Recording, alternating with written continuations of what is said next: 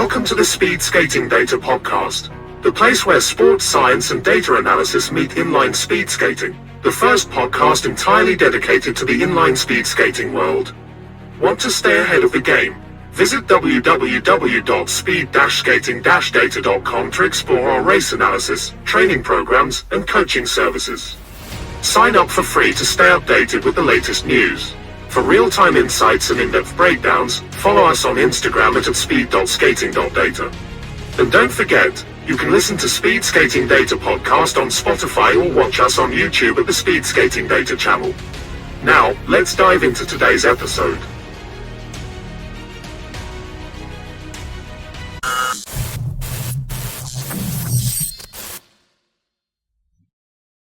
Welcome to the first episode of the Speed Skating Data Podcast. I'm Luca Caiani, I'm the founder of the Speed Skating Data Project. And the first guest of this first podcast season is one of the greatest skaters in the world. He is a multiple European champion. He's a senior world and European medalist in inline speed skating, and he is also one of the few skaters that ever achieved to win a medal in both inline and ice speed skating at the Worlds. He is also an Olympian in ice speed skating, and is someone you can bet on for a top 10 in almost every long distance race at European or World Championships. He is currently racing for the Arena Geisingen team. He's probably the best Swiss skater ever, and his name is Livio Wenger. Turn up the volume and enjoy the show. Let's start from something I'd like to know about you. I want to introduce you. You're a speed skater. I was a speed skater. We like to go fast. So I give you 3 minutes. Can you sum up your entire life? Just focusing on the most important things. I give you just 3 minutes. Do what you want. What you think it's the best way to introduce yourself to our listeners. That's interesting. Thank you for having me on your podcast as a first guest. It's an honor. I know your work, and it's really cool to see, always with people that have heart for speed skating. So thank you very much for that. To sum up my career, I started inline skating when I was 7. Because of the Swiss inline cup scene, which was a pure marathon scene. It was really big in Switzerland back then, in the low O's. And so I slowly made my way to races. My godfather, he used to have a son that skated, and he brought me my first skates, and basically I never took them off. And fast forward, many European championships in junior. I medaled a lot in Europeans, World Championships. I had the chance to skate for the Power Slide racing team for many years, which was such an honor to be able to skate with skaters like Peter Michael or Bart Swings or Felix Reiner. I learned so much from those guys. Then, a little bit later down the road, I decided to go a little bit more my own way with the Arena Geisingen team. Because I was living there, it made a lot of sense. My coach was there, Kalen Dobbin, who was an 8-time world champion himself. So it just made a lot of sense for me to make that move. Then, slowly and more, I got also into managing the Arena Geisingen team, especially after COVID.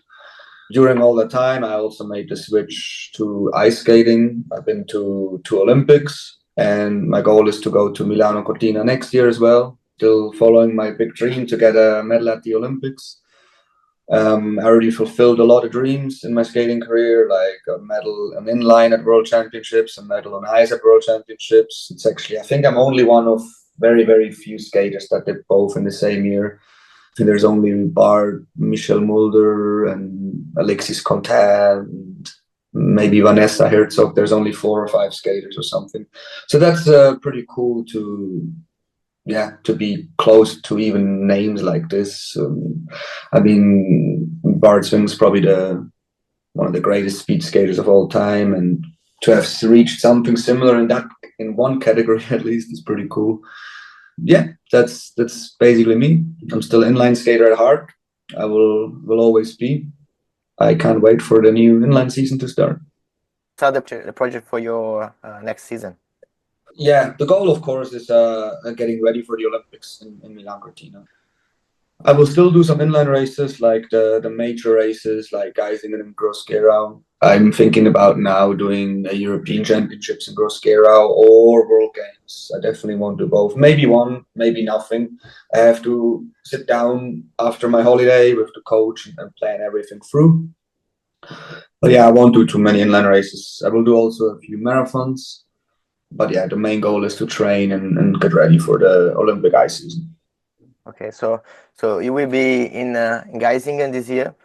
Will you be at the World Championships too? The World Championships this year? Yeah, or just No, unfortunately, I cannot take part in that because it's in September and it's just a little bit too late. okay. Yeah, World Skate always makes the dates super late. I don't understand what they're doing anyway. Yeah, no, this year definitely no World Championships, but the year after, I hope I can be back for sure for one more World Championships on inline for sure. Okay, cool. Back to your life. When did you realize you couldn't be a professional speed skater, so could do it like full time? What was the time you realized that? Yeah, I always had the dream of becoming a professional athlete, inline skater, and of course, when you're young, you don't think so much; you just have dreams. Soon, I realized, oh, okay, inline skating is not a very lucrative sport where I won't be able to make money with, and I was very fortunate to have such great support from the Power Slide team, for example, and even from other sponsors now, like the Arena Geising. The support is endless and amazing, but still, it's inline skating. It's not an Olympic sport, unfortunately, and there's not that much money involved. So there was the logical switch to the ice, which is still not great funded in Switzerland, but with my results, I was able to make a living out of it and being able to be a professional athlete. And yeah, but it took a long time to really that I could look after myself. So I needed a lot of support from my parents. Without my parents, I would definitely not be here today. You touched one of the weak points of our sport because we are not Olympic yet. Yeah. And what are your suggestions? Maybe, of course, it's a huge topic. It's not something you can say. We just need to do that to become an Olympic sport. But what do you think can be the right direction to try and be an Olympic sport for inline speed skating? I mean, there is not one problem we have. We have multiple problems why we are not an Olympic sport yet. One thing is there's not much money involved. The Olympic movement's taking like sports like golf now or breakdancing, where there is money. There's a lot of sports at the Olympics that shouldn't be. That's for sure. We don't have to talk about the beauty of our sport. It's one of the most beautiful sports, and to even non-people that know speed skating and see it the first time, they're like, wow, this is. So we don't have to talk about that. And when people start talking, oh, we need to change races and do this and do that.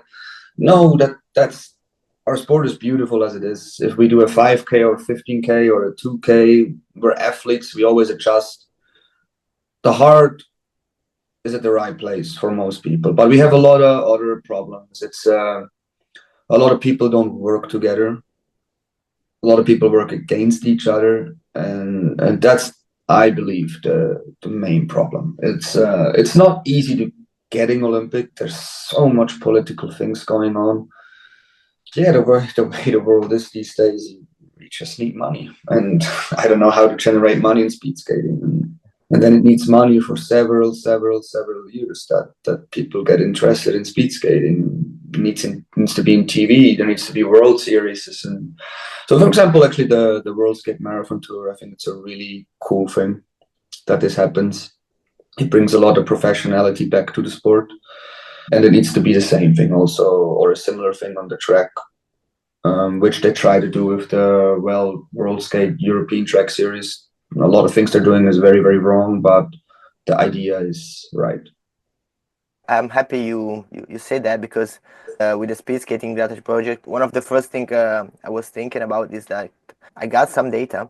Why keeping them just for me and not sharing them? Because I believe that the only way to grow as a sport, as a movement, is just to cooperate. Because there are like lots of professionals, lots of people that are pushing the sport, but doing everything on your own, it's hard. It's mandatory for us, I think, to work together.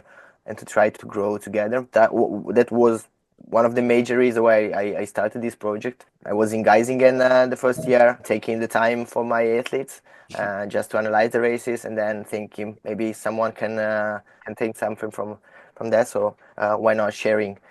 The other thing you said is that, and I totally agree with that, is that the format of the race, it seems like every time I talk to someone, they say, "Oh, our sport is boring." To my opinion, is the least boring sport I ever seen. I mean, yesterday on Saturday, I've seen the Milano Sanremo, so Yeah. cycling race. It's one of the best race, and it's 300 kilometers. Basically, the 90% of the race is just watching someone pedaling, not doing nothing, and then you got like maybe 10 minutes of really spectacular race. So my question is, do we really need to change the format of our race to get more people involved, or just there's something maybe different or something more important we are missing? And then, No, for me, to be honest, there is being too many changes lately. They try almost every year or every 2 years, there's a new race coming in. Like now they switched the points race from the 10K points elimination to the 5K straight points, which I think is stupid because the 10K points elimination was one of the most interesting races to ever see. The 5K points is actually just fast. It is not that nice to watch. But again, we athletes will adjust. And that's the same thing. Why is cycling so unbelievably interesting? Because now Pogacar starts breaking away with 100 kilometers to go. So if you're right, you used to be able to watch TV 20 kilometers before the finish in a cycling race, and then you knew what was happening. The Team Sky, Chris Froome, Bradley Wiggins days are over, where they just set a pace and that's it. No, cycling is at its best ever with guys like Pogacar or Van der Poel that are just amazing riders. And the same thing has to happen in inline, and it does. So why is it interesting to watch a marathon right now? Because if Bart Swings is on the start line, he's going to break away in the first kilometer. So if you're not ready, you're not ready. And he already breaks 95% of his competitors with his mindset. He's just going. Yes, the thing in inline skating is also the marathon itself, for example. When we just talk about the marathon format, it has been dead for years. So it was massive in the 2000s and before with the World Inline Cup and the Swiss Inline Cup. And then the big crisis in marathon came in. And yeah, guys like the Powers Like guys and just a few others were the only ones to just keep racing it. And of course, that's also why they're good. Because I, for example, personally was never interested in marathon. It was never my strongest race, first of all. But I was like, yeah, well, I'm going to go to a marathon race if there's only 10 skaters anyway. So the heart at that time was on the track, and the heart of our sport will always be on the track. Marathons come and go, and right now it's really cool that the marathon is getting really pushed, and I really enjoy that, and I really enjoy racing marathons too. But again, to your point, we athletes will adjust. So now many more athletes are suddenly racing marathons again. So you can see the level is way higher. Like last year in Pescara, the level was just too high. There was no breakaways possible because it was just too many good people. And then there was a little bit of dangerous course with very unfortunate crashes. So now we have to start making, like, I'm actually to the point, why are we not racing 100K races? If cyclists can do, we can do it. Sure. Why not? Why not make it more interesting? But yeah, it's again, whatever the race is going to be. If we, for example, say now we only race half marathons, we athletes will always adjust. And that's not like I said, it's not the cornerstone of our problem. Races are always going to be interesting when the athletes make it interesting. And in accordance to win, you have to make it interesting. So there's only one way to beat, like, for example, Bart in a marathon right now. It's probably his weakest point. If he has any weak points, is the pack sprint. And it's still strong because he has one of the strongest teams around him. But yeah, if I have a team with some fast sprinters, then the rest of like, for example, that's how I would race him. If I have the personal, I just try to chase everything down and make him a sprint and try to beat him there. But if you try to beat him in a breakaway right now, or at least the last couple of years, he's just breaking you. So, but yeah, like teams learn to adjust. So now with the World Skate Marathon Tour coming in, teams learn to race different, and I'm sure gonna see a higher level in the marathons than it was last year, and I hope it's gonna grow the next few years too. Yeah, you said that one of the most interesting part of sport is like having some superstars, super Yes, of racers, course. Mm. and maybe rivalry too. Mhm. So one skater against each other. Can you tell us what were your favorite skater when you was younger? And maybe if you remember some rivalry between Yeah. two of them, three of them. Yeah, I mean, when I grew up, of course, the Swiss inline cup scene was World Inline Cup scene was really big. So there was always Massimiliano Presti. Yeah. He won every marathon. And I hated it because I was a little kid in the rollerblade team, so I was always pro rollerblade. So there was the rivalries. It was actually more, to be honest, team rivalries than personal rivalries. But I really looked up to my coach now, Kalen Dobbin, but he was more a sprinter. I loved watching Joey Mantia. It was just his straight right now would be still the best straight in the world. And he didn't even train for marathon. So it was very exciting to watch that. And just back in the day when you saw over 100 professional athletes on the start line, it was really cool. And yeah, like Massimiliano back then with Fila against Rollerblade or Salomon against Rollerblade. Those are the rivalries I remember. But we can all like rivalries always gonna happen. So right now a really cool rivalry was the last two World Championships was Bart Swings against Jacobo Montia. It was really cool to see, and yeah, Jacobo was just a smart, fast racer who raced Bart super smart. It was really, really cool to see. It was also fun to race against those guys. But yeah, those two were the last 2 years really fun to watch. And if you don't fall in love with the sport watching that, it's now. And also the sprinting side is amazing right now. I really love to see Duccio and Vincenzo. They're just amazing. The way they approach the sport, professional but still friendly. Of course, Chevy is so fast, and it is cool to see. I think the sport is at an all-time high actually for that it's not Olympic. And when I see how much you have to train as an inline skater to be even competitive at a world championship, you basically have to be a professional athlete. Let's now talk a little bit about your life as an athlete. Mm-hmm. What was the hardest challenge you faced during your career? Maybe it's just one episode or something like you struggle with. Yeah. So what I struggled with the most was I was pretty good as a junior, a lot of medals at Euros and Worlds, and then I came into the senior category, and straight away I managed to medal in my first year, I think, on senior.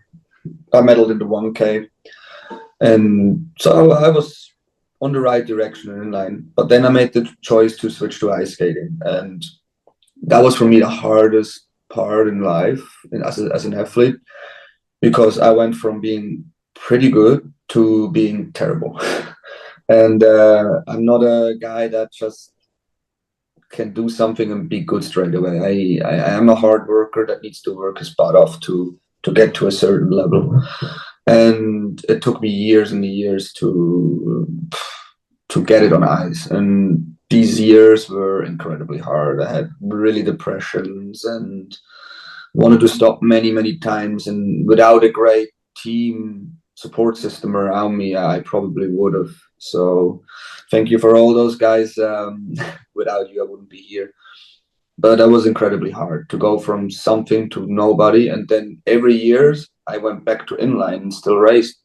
But I was always so bad after the ice season. It took me almost the full inline season to get back.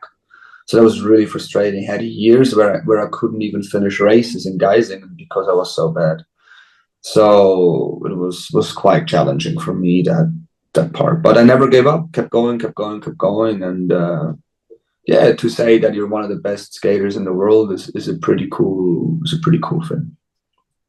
it's a great message for like the young athletes, because the dropout rate in our sport is very Yeah, high. You yeah. see, This you is can. actually one thing I suggest in inline. Sorry, I actually suggest that there is some kind of under 23, because many sports have under 23. Because yes, you're always gonna have those absolutely exceptional athletes like Meredith is right now, who can just be as a junior already better than most seniors. I mean, what he's done on ice this year was absolutely mind blowing, and 5 world titles as a junior. Just yeah, we don't have to talk about his results. It's just crazy. But still, those people don't come around so much. So you're right. We lose a lot of athletes between that 19 and 23, because they say themselves, "Oh, we need one or two more year. We try, and then we stop." But in sports, you need much longer than that. It takes much more than 10 years to develop a good athlete, and so that is one suggestion I would have.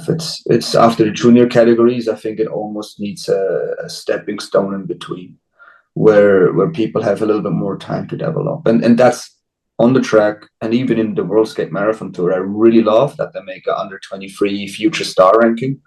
I think this is the right way to do it. But yeah, I think it's quite important when you look in cycling. It's to they have under 23 world championships, and even on ice they start with under 23 world cups.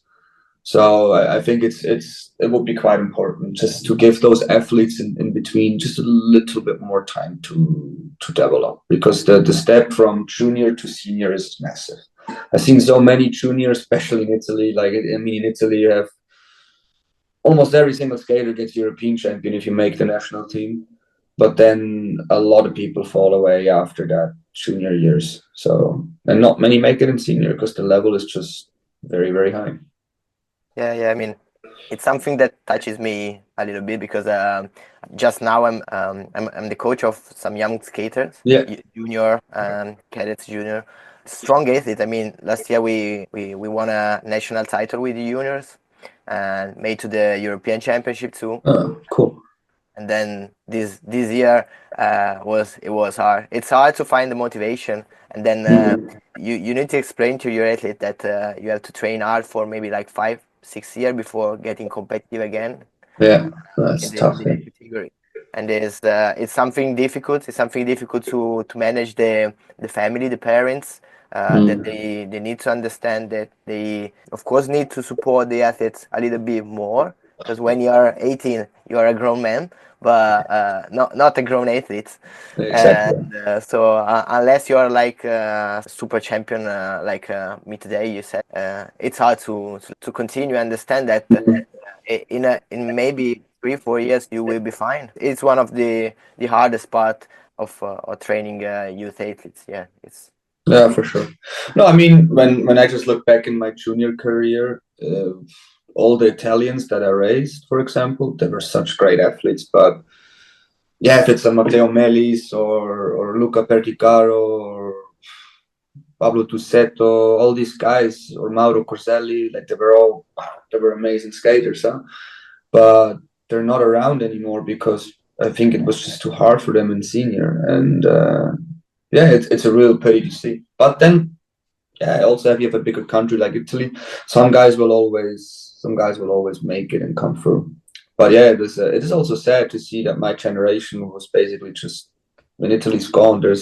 From my years, there's no one skating anymore. Like also a guy like Riccardo Bugari, he was so amazing. He was Bart's big rival in his junior years, and yeah, but these people are gone now. It's also difficult when there's not much to get out of the sport, when it's not very lucrative. So, like you said, to say that to the parents, look, we need some investment and years of work. But yeah, it is what it is. We have to deal with that. I believe that the federation should support a little bit more the athletes in this Yeah. in this process. Let's move on to something maybe happier. So can you Okay.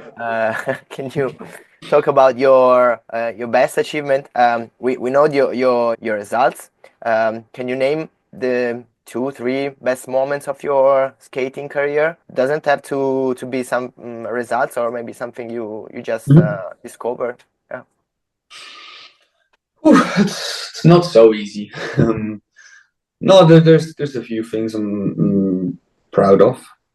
Like I said in the intro, I think one thing is really that I medaled on inline and on ice in the same year at World Championships. It's pretty cool. Like to Big achievement. be up there with those names is it. I would lie if I would say it doesn't mean a lot to me, and I'm very proud of that. So this is definitely one, and to even make it as well to two Olympics and be in the top 8 at two Olympics. It was not quite what I dreamed of, but what for me was the most amazing thing was I fought, especially in Beijing. I knew I was also not in good shape anymore because I had COVID just a few weeks before. But I also knew in the mass start there is always a good result possible. It was the first time in life where I knew that the whole sport world in Switzerland will watch my race live. And I've never been so nervous in my life. I couldn't eat. It was a different nervous that I've ever experienced.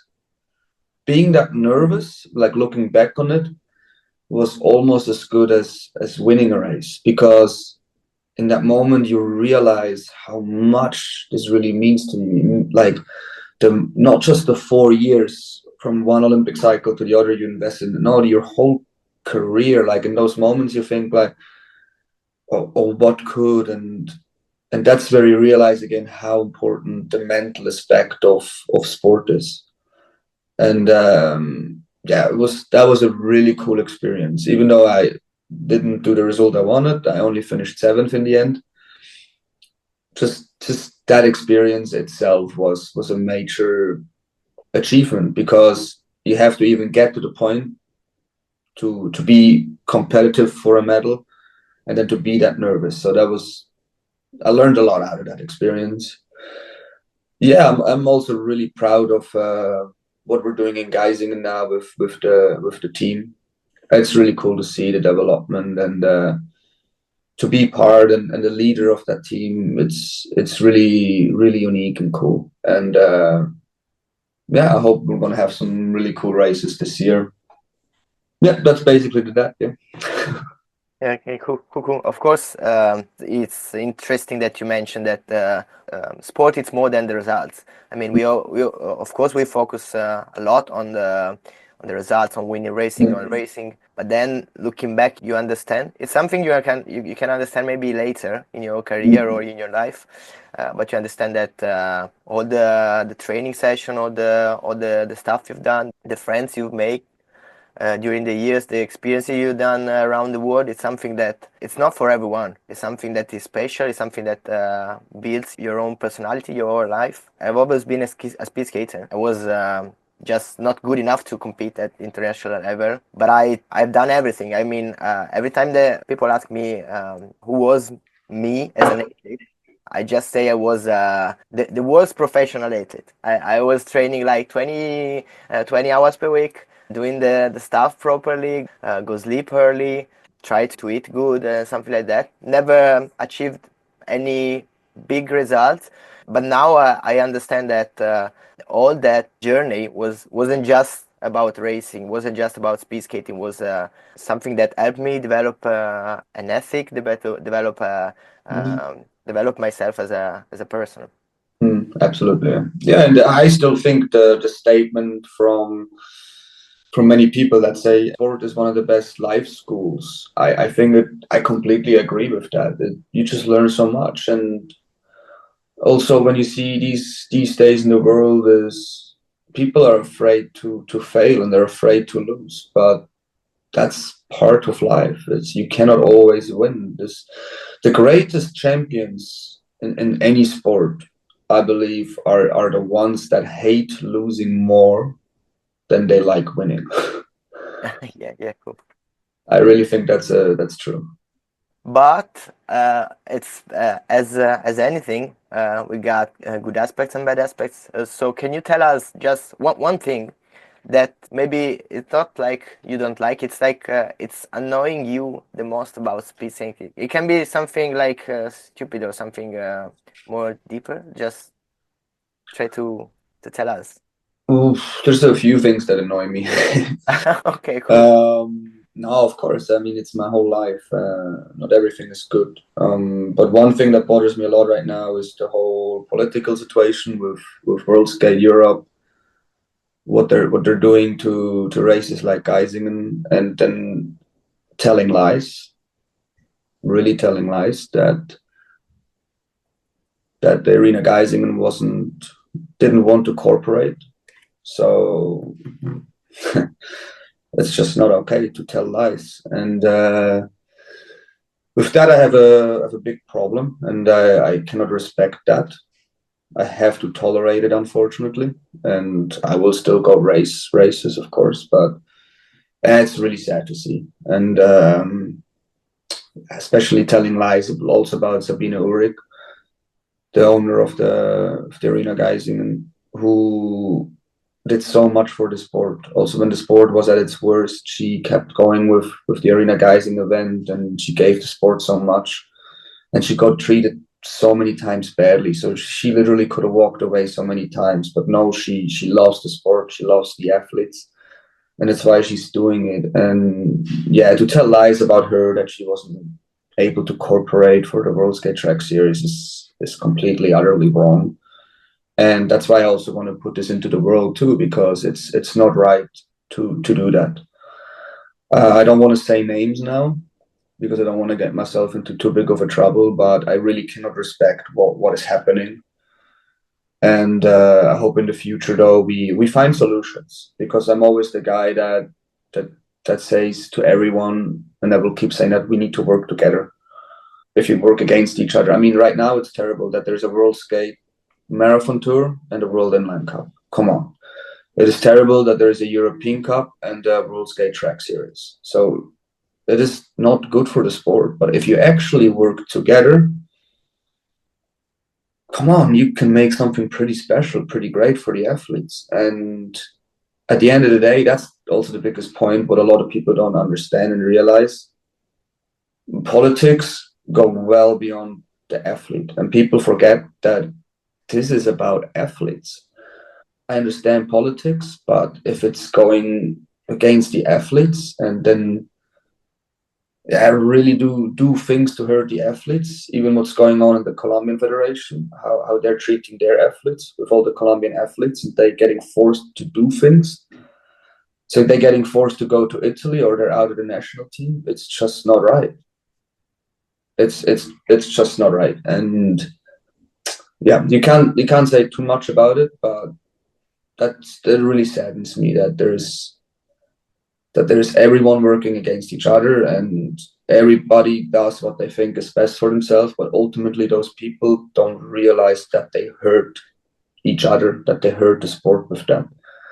And that's what saddens me to see. But that's, to be honest, that's everywhere, and it's not just in sports, it's everywhere in life, where people just think they do what is best for them, and sometimes realize by hurting the people around you that you hurt yourself as well. So I really hope in the future it'll get better with that.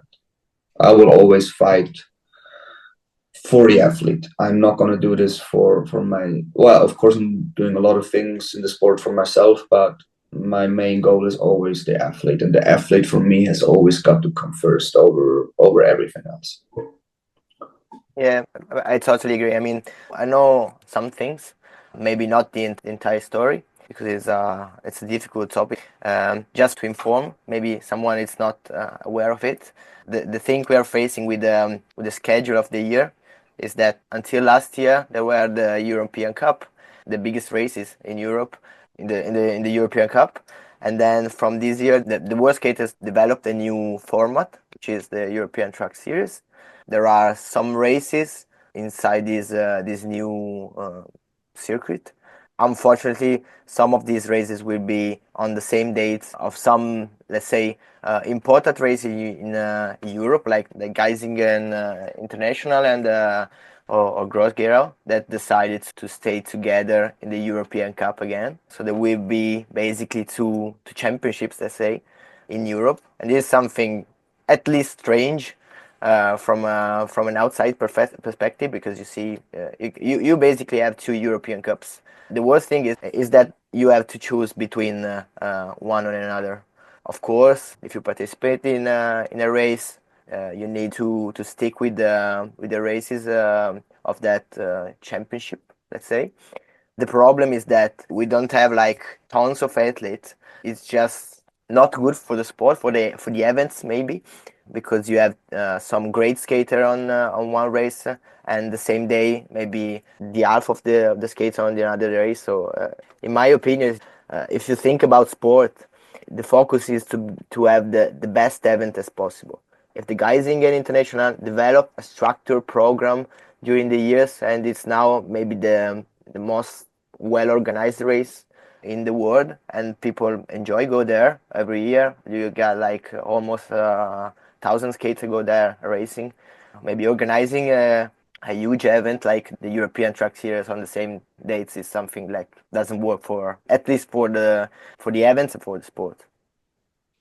I actually don't even care if there is true series, but to do events on the exact same dates purposely to hurt other events, that I don't understand. I really cannot agree with what they're doing, but they just do what they want to do, and they have a lot of power being the organizing the world body.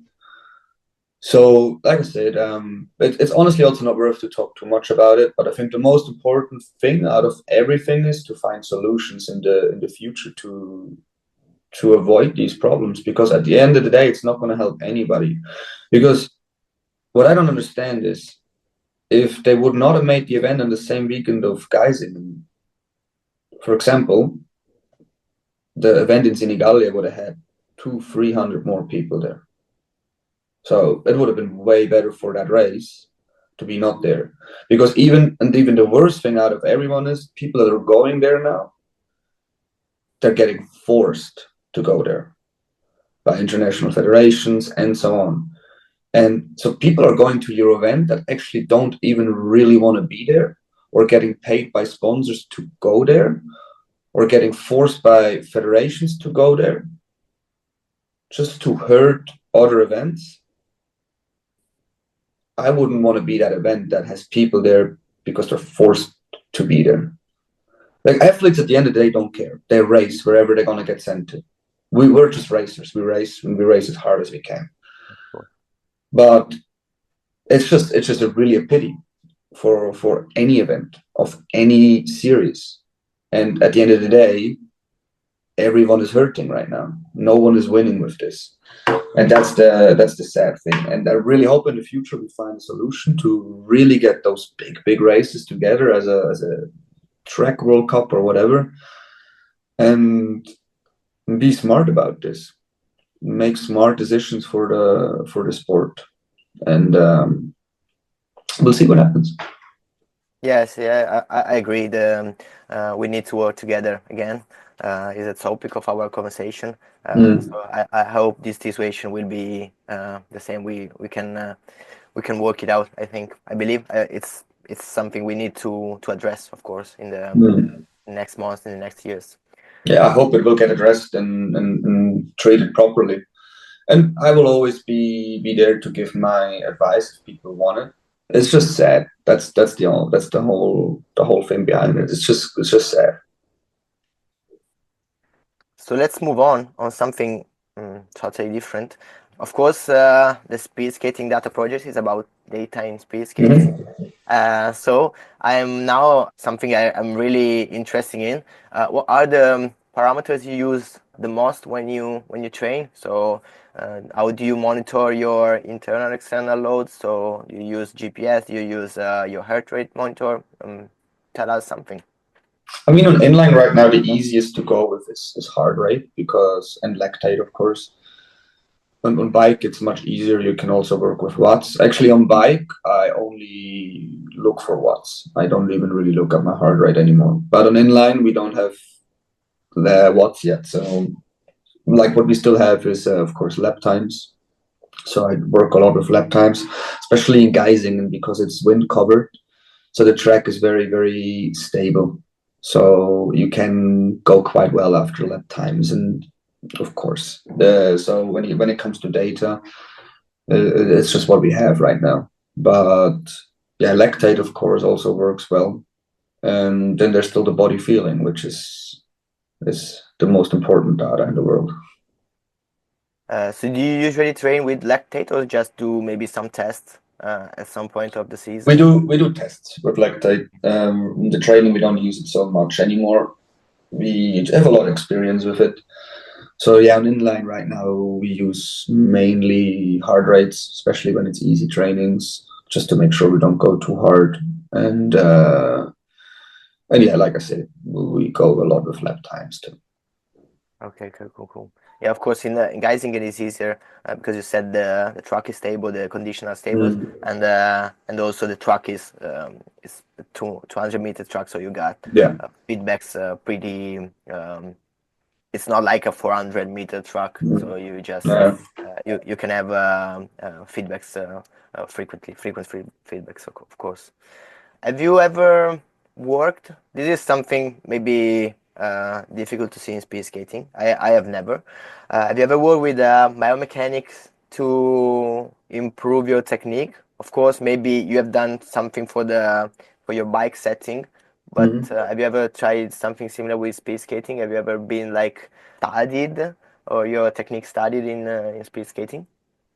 I mean, yeah, of course, my dad is he translated Paolo Marcelloni's books and wrote his own book about speed skating. So yes, of course, he studied me a lot, and he still sometimes has suggestions today, which are sometimes a little bit old school, to be honest, but doesn't mean it's wrong. Not at all. It's very interesting. So yeah, I've always been growing up very technical. But no, I've never been biomechanical analyzed. I'd love to. That's, for example, what the professional ice team, the Ascent ice team is. Their head coach is a biomechanic, and he analyzes athletes biomechanically. That's how he tries to improve them, and he's of course very, very successful with that. But I've never been analyzed myself. I'd love to, of course. I always look in ways to improve, and I would absolutely love that for sure. We work on it. I mean, it's one of the goal of speed skating data now. We're doing something good with the video analysis, but just for the standing start for the 100-meter races, something like that. In the future, hopefully, we will be able to do something interesting in with long distance too. So look at efficiency of technique and something like that. We're working with accelerometer and GPS too to try to monitor the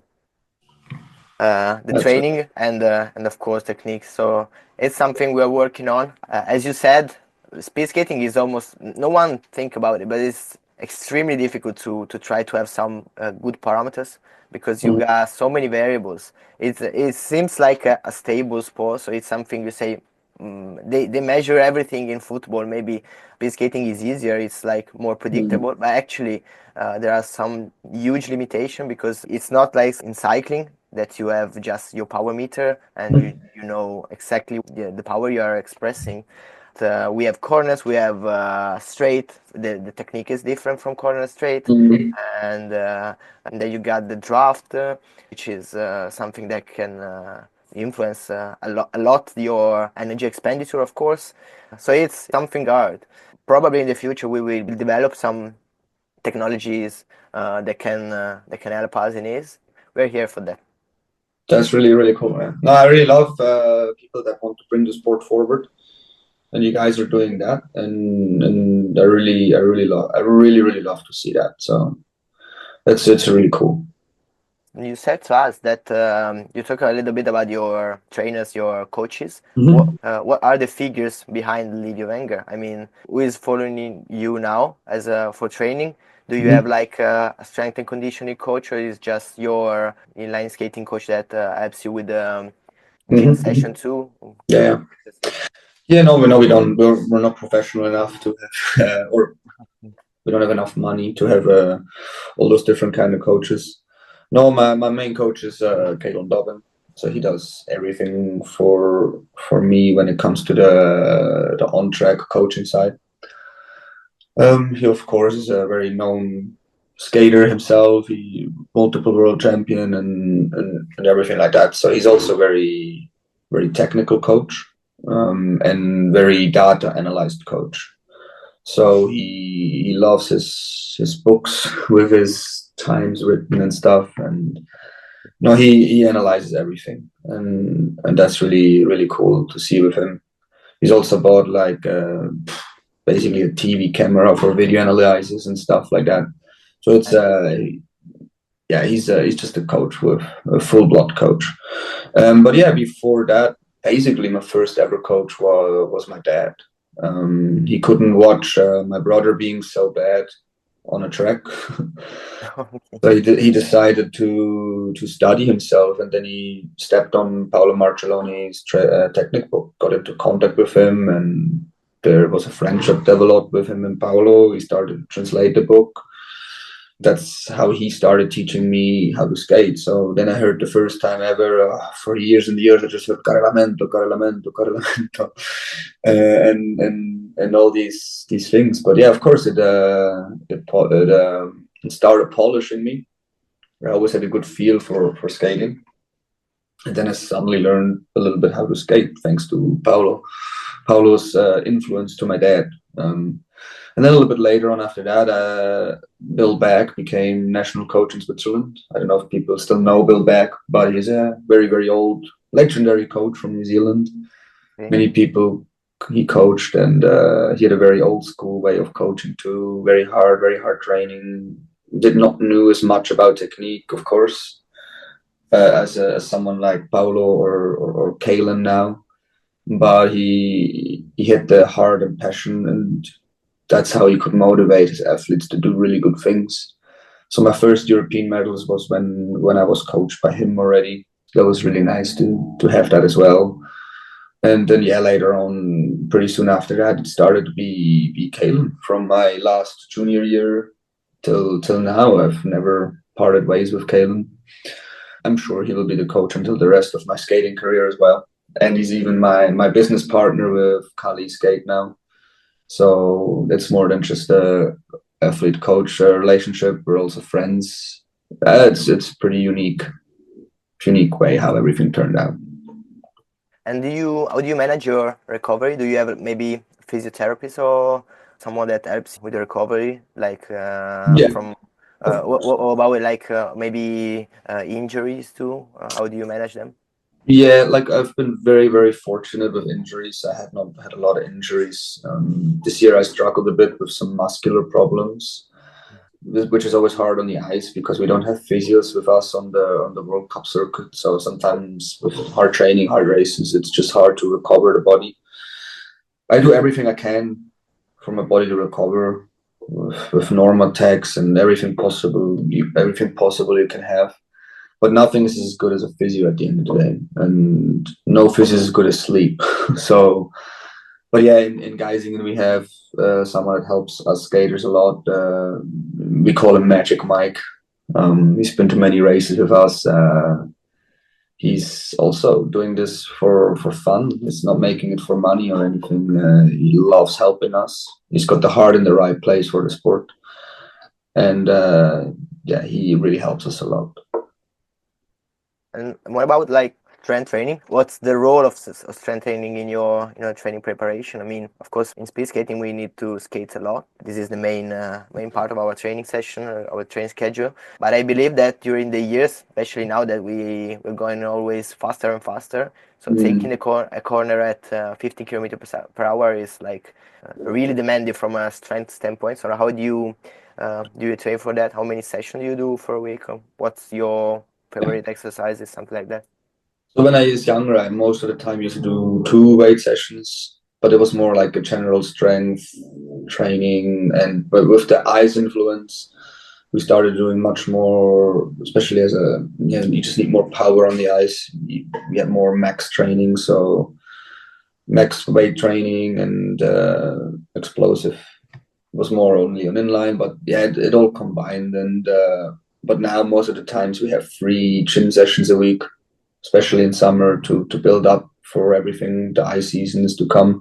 And then during the ice season, normally we go back to 2 sessions, 2 weight sessions a week. Yeah, it's to be honest, the weights is one of my least favorite parts of training. Of course Yeah. I do it. I started liking it a lot too now. But yeah, and sometimes I feel with weight trainings, you put so much effort in and you have so little gain. So I'm still, especially for younger kids, I hate to see 15, 16-year-old kids already in the weight room too much. And now they need to learn how to balance and skates. And yeah, like as you said, of course, you need a certain strength and power to get through the corner. But even when you just inline skate, it's already being in this position is already a strength training. And yeah, if kids then just work to be more balanced, learn balance stuff, playing around, I think that's much better in the future for them than if they already started lifting weights way too young.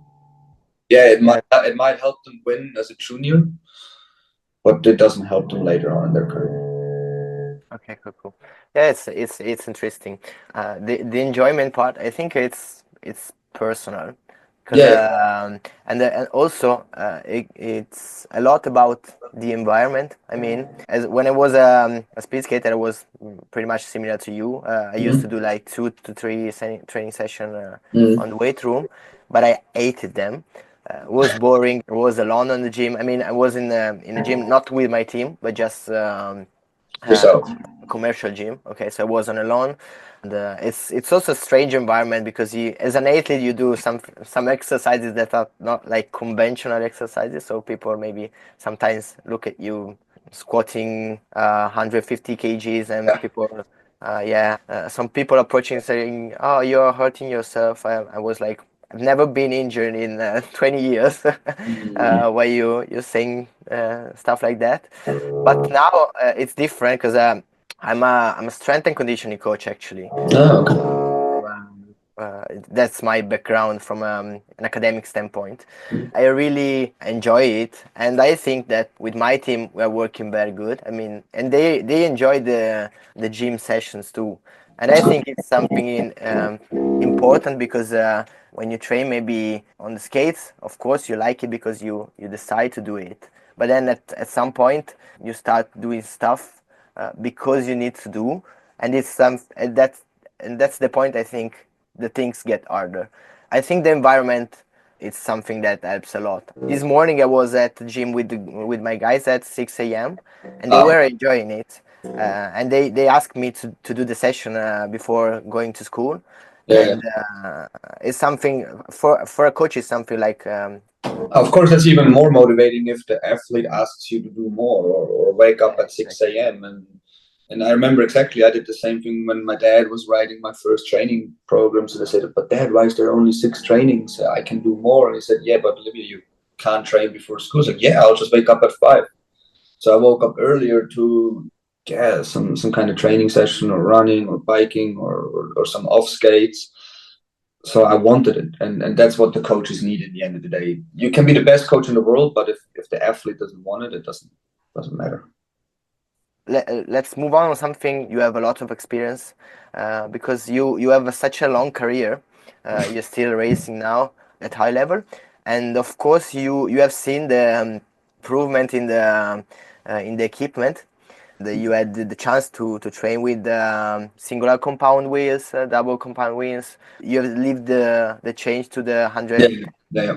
um, wheels under 25. In your opinion, what was the greatest innovation in speed skating? I think even it's I will put the bringing in the 110s even as a bigger innovation than the 125s, but it was a lot younger. So I think I'm a little bit too young. You would more have to ask someone like Pascal Briand, Zangarini, Kalen Dobbin. Those guys really lived those days too.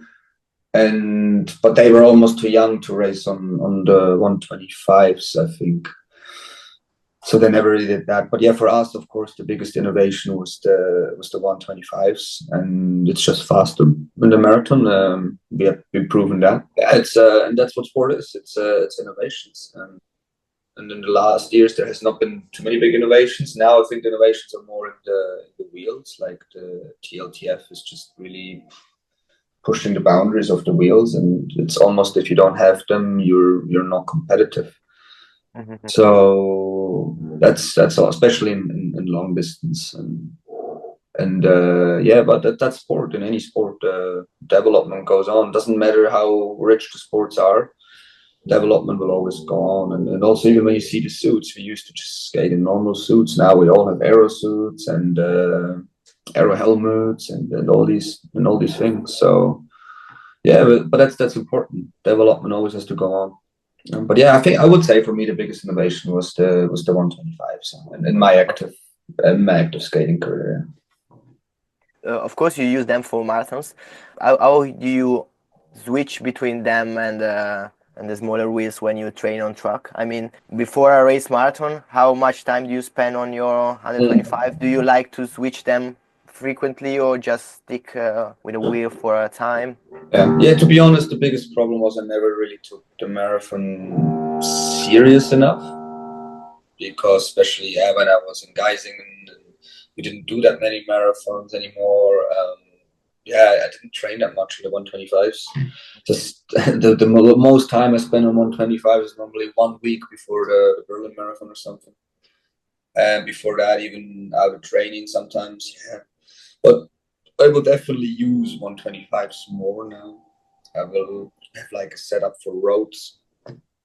When we go on the open road for skates, for marathon trainings, then I'll definitely have a setup for 125s. And then you have the track, of course, I'm skating on the 110s. But normally the switch is not too hard. But you also can see like the guys that are really focused on marathons, like Nolan Bidyav or Felix Reinen, that they train a lot on the 125s, and you can see it obviously helps them a lot. So you definitely need to adjust more. I wish now, you're always smarter after, so I wish now I would have trained way more already on 125s. But I think last year in total I spent maybe 2 weeks on 125s, maybe 2.5. That's also not enough if you want to be competitive at the marathons.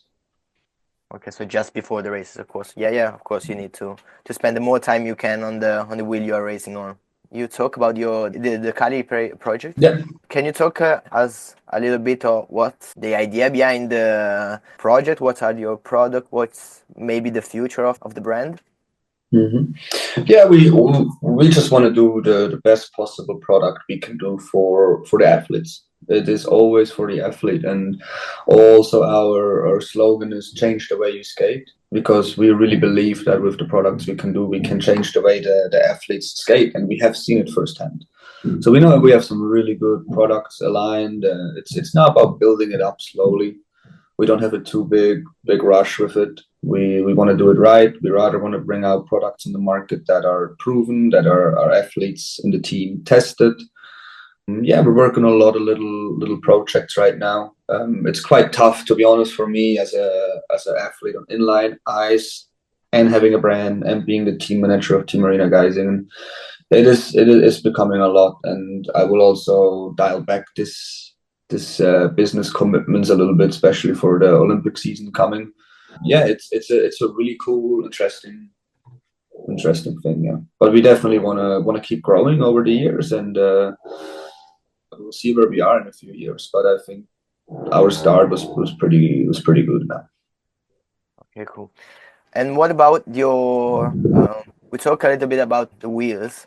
How do you choose the wheels for the race? And maybe what's your approach when you go to a track and want to test it and you have a race in maybe a couple of days? What are the things you do to make sure you are choosing the right wheel and the right equipment? Do you usually adjust the frame position for different track or just keep your setup? Very good question. Very good questions. I'm not telling all my secrets now. Joke. There's not too many secrets. I mean, you can go watch skaters on the track and see what they do, and we've been doing that over the years. Like Kale knows exactly what what and how, for example, Italian national teams tests, or we know pretty much what Bart is doing, his test runs, or the French team, they love doing their 12 lappers. So we know what each countries do or like how to test wheels. Yeah, we are similar. It's a little bit of difference, for example, when you go to a championship or to a race, just like, let's say we go to Grosquera. I mean, I know those tracks now, but let's say we go to a new track that I've never raced on. It's pretty simple. Like you have probably one training session before. So you do an easy warm-up, you do a few accelerations. If you slip too much, you change wheels. And then for long distance, you just do a 5, 6, 8 lapper at a high speed to see how the wheels rolls. But right now, also with the wheels, it's pretty simple. Again, I said, if you don't have TLTF and long distance, there's only really one kind, then you're not competitive. That's just the way it is. And so it's actually pretty easy to choose wheels right now. And in sprinting, it's a little bit more complex. But for you to ask, usually, I hope you're going to have soon someone like Duccio or Vincenzo where you can really ask them those type of questions, which is super interesting. According to changing my frame setup, normally not so much. It's really sometimes when I feel I don't know why I always lose my ride. Maybe you need to adjust something.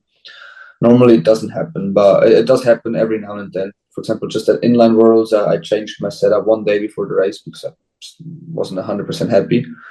And then I did it, and then I did a really fast lap, which it's okay, that's fine. And but I think it also really needs a lot of experience to know exactly what you have to do. Yeah, but it definitely happens though that from track to track you can adjust it super slightly, and I think sprinters do that more than long distance, because in long distance it's all about being comfortable and relaxed. But in sprinting, if you're just slipping because the frame is too far on the inside or outside, then yeah, of course you have to adjust. So it's all about being the fastest and have grip. So sprinter setups for sure are a bit different than long distance setups as well. Okay, cool. Thank you. What's the future for you of speed skating from this perspective? I mean, we talk a little bit about equipment and maybe technology too. Do you think maybe we need to work a little bit more on like streaming quality? Do you think we need to have like good data to show to the audience? Do you think we need to develop the track, the venues?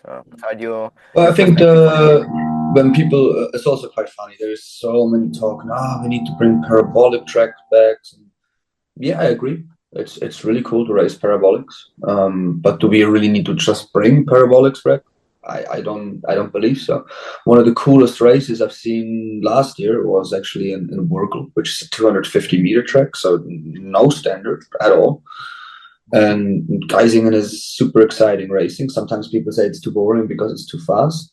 I fully disagree. It's just a different. It's not boring. Definitely not boring. It's just a different track, and that's what I also love about skating, because it is really cool. Okay, last year the World Championship was on a parabolic track, or the last 2 years, because World Skate is trying to push that a little bit for more excitement. But again, us athletes, we adjusted.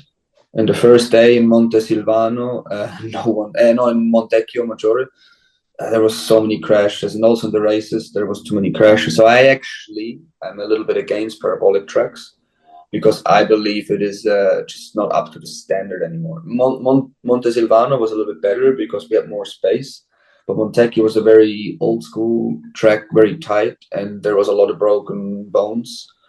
Yeah, I don't fully agree with that, but I also understand it, and I'm okay to race on those tracks. But I also broke in training my collarbone there, and yeah, it is what it is in the end of the day. Like, again, as athletes, we always adjust, no matter what track you give us.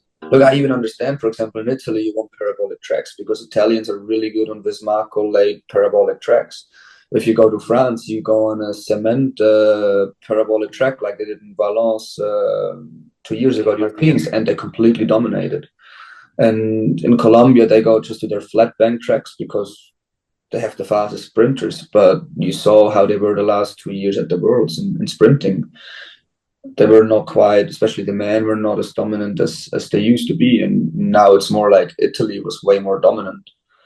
Yeah, for example, a guy like Chevy was not even able to put his full power down, and then that's how Vincenzo won the 200, because he just laid a clean rundown, and Chevy just over pushed it and couldn't quite do it. So, but that's also the beauty about the sport. You go to world championships, you go to a different track, you learn the different trajectories, and you get adjusted to each and every track.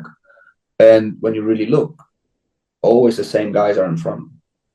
Yeah, sure. Yeah, of course, there is some people that are a little bit better on certain tracks, but a Jacobo or a Bart or a Merde or a Vincenzo or a Duccio or a Chevy, that will be on every track in every world, always in the front positions. Yeah, sometimes they can switch a little bit, for sure, but they will always be the top athletes to beat. And because they can adjust, the top athletes adjust. Yeah, it's something like cycling. In cycling, you got very different races. For sure. You can have Paris-Roubaix, and then Milano-Sanremo, and you got specialists. So you got an athlete that can be great at sprints. You got races that can be better at hard races. Yeah, then you got Pogacar. It's great in everything. Okay. Yeah, that exactly. There's always the exceptions, but it's exciting to watch too, to see Pogacar to race races that are not the best for him. So this year, I think he's gonna line up in Paris-Roubaix too. Yeah. And that's not a race made for him, but you cannot rule him out, and that's the beauty about the sport, and it makes the stories too.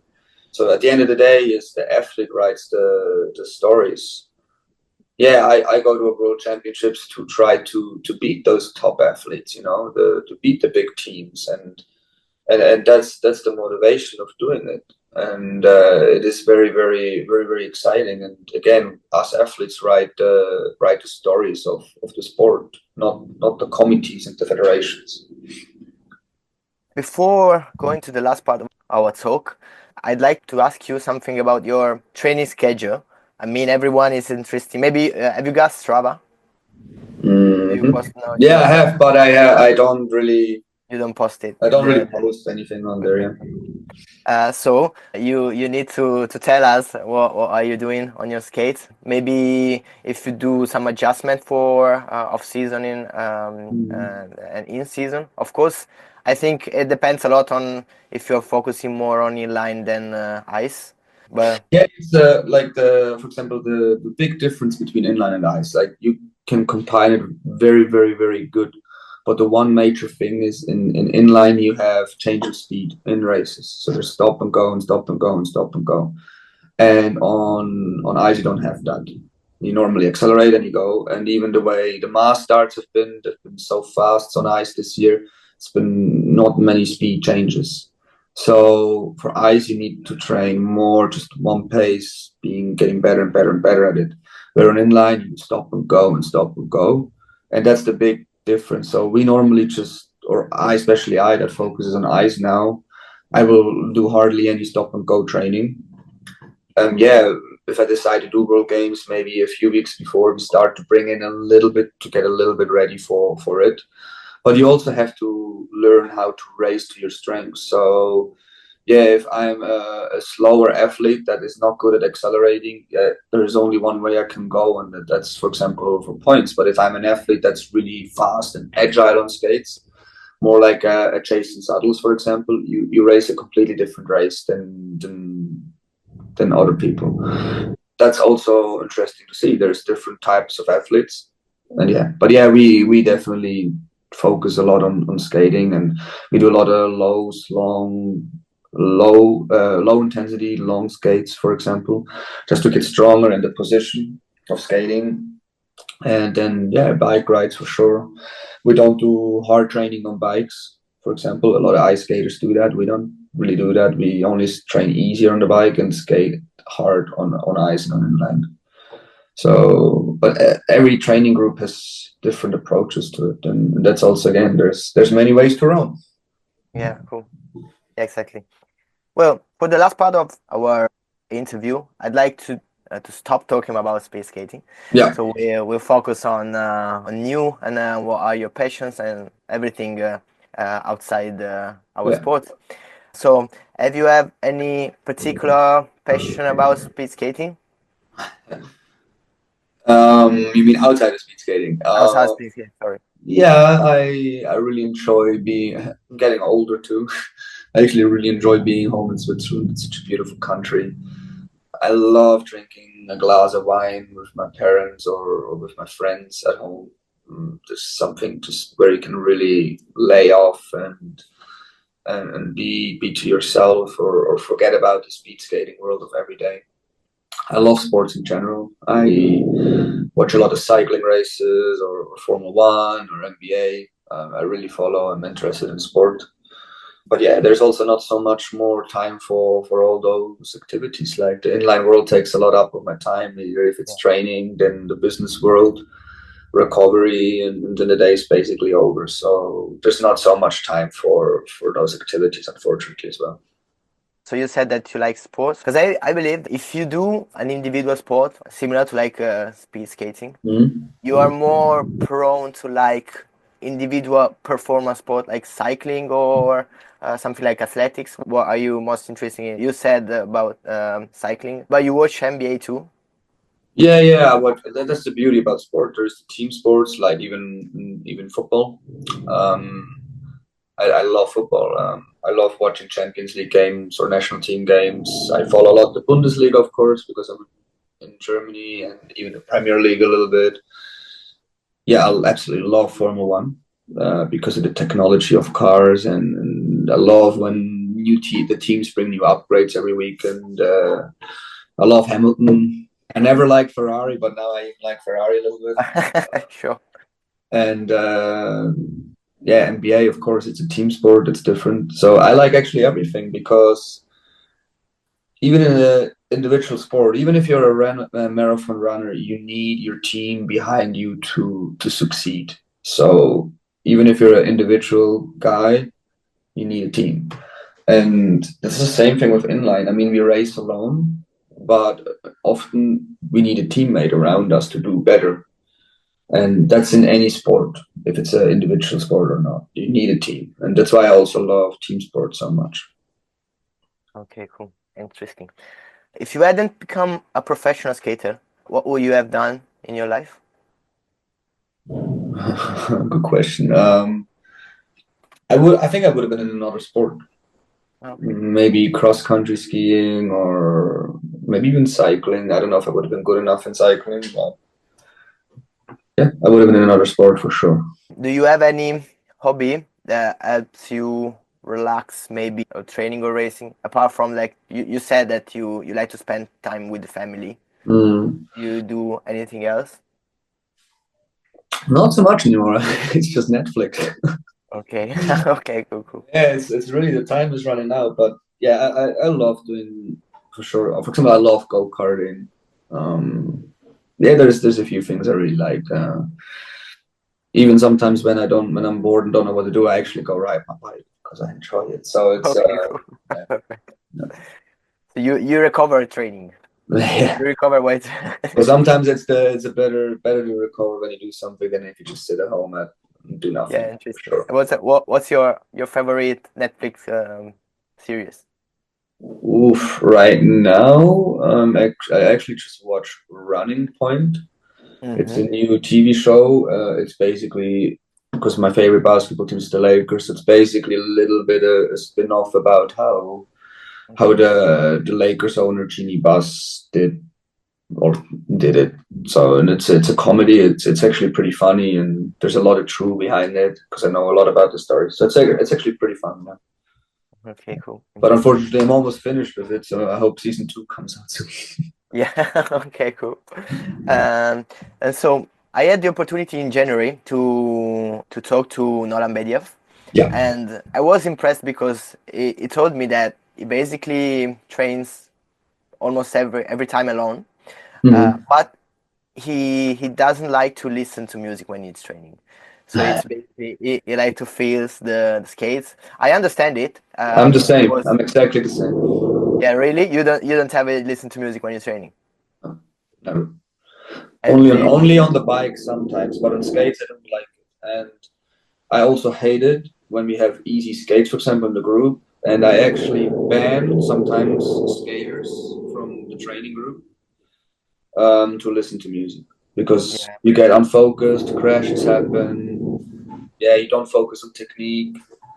And when you skate, you should always focus on technique and on the feeling. So I'm fully with Nolan here.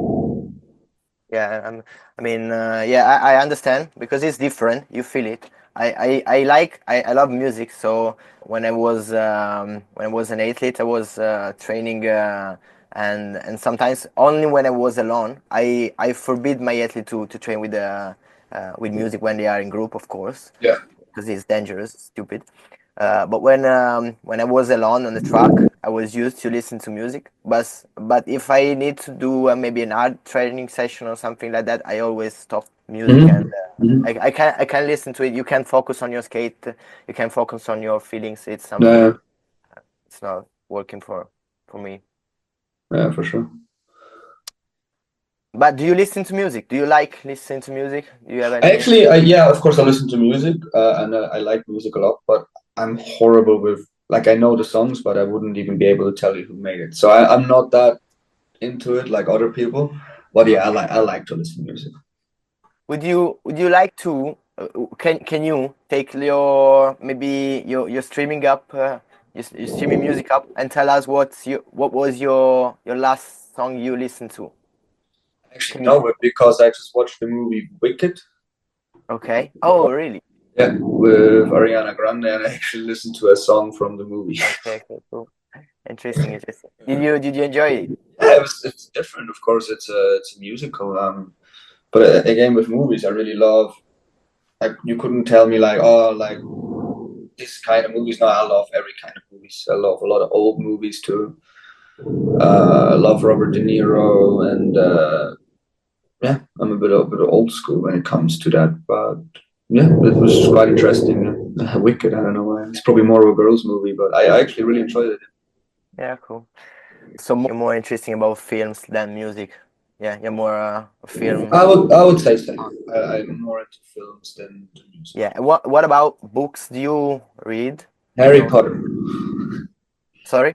I read all Harry Potter books Oh, really? Okay, cool. more Nice. than Do once, you? in German and in English too. So Okay. yeah, I was really into Harry Potter, You're a and Potterhead. yeah, I don't read a lot, but I read all Harry Potter books. It's kind of crazy.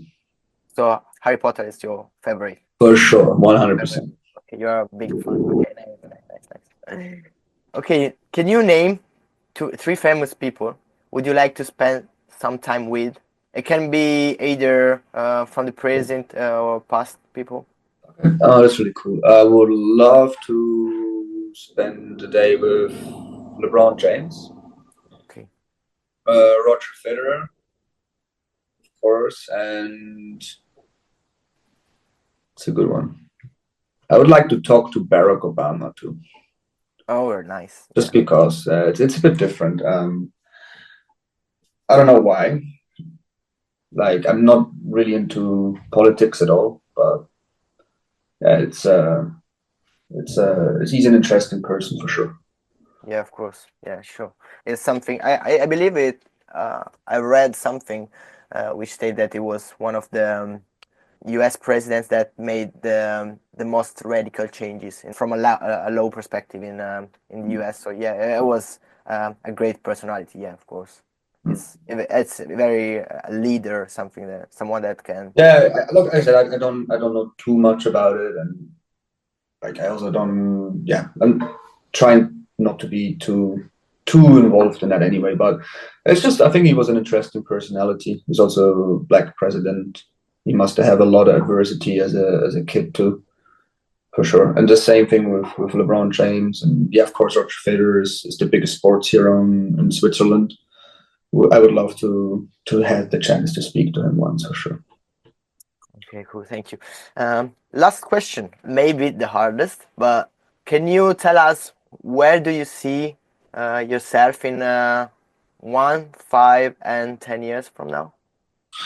Well, in 1 year, it's just after the Olympics. So I hope Okay, I cool. was at the Olympics and was successful. And then in 5 years, I don't even know if I will be skating anymore. Unlikely. I hope I have my business, Kali Skate, still and have it going. And yeah, I don't know, 10 years. It's very far away. I can't tell you. Yeah. I can't tell you that. Cool. So I think it's everything for us today. I really like to thank you for your Yeah, thank time. you too. Thank you It too. was really interesting to have you for the first episode actually That's really cool. of our podcast. That's So awesome. Oh, thank you thank for you. your Thank you very time. much.